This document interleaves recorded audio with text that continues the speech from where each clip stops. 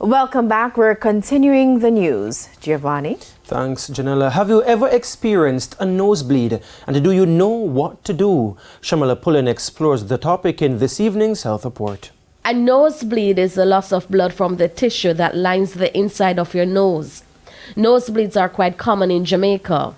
Consultant ear, nose and throat specialist Dr. Myrton Smith says 60% of all persons will experience it at some point in their life, but only 5% will experience significant nosebleed.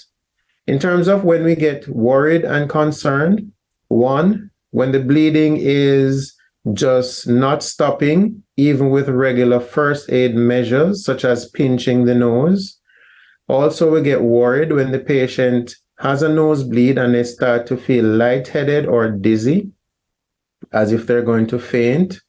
We also get worried when the bleeding seems to be recurrent. It keeps on happening from the same nostril repeatedly over and over. We need to get that assessed. It's caused by several factors, including bleeding disorders or other issues within the nose itself, such as trauma to the nose, get a punch to the nose, a fall, motor vehicle accidents, picking off the nose, or it can be due to inflammation, such as maybe caused by excessive nose blowing, nose picking, sneezing, and also the temperature changes that occur when you go from cold outside to warm inside in the winter months sometimes. It can also be due to tumors.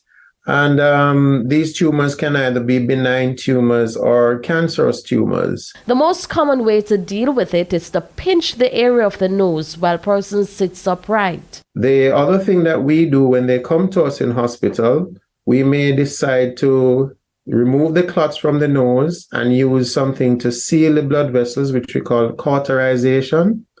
And if that fails, then we may put a pack or dressing in the nose to arrest the bleeding.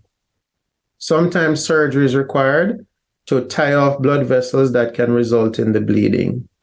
But if the nosebleed lasts for more than a month, the affected person should seek medical attention. With your health report, I'm Shamela Pullen, wishing you good health.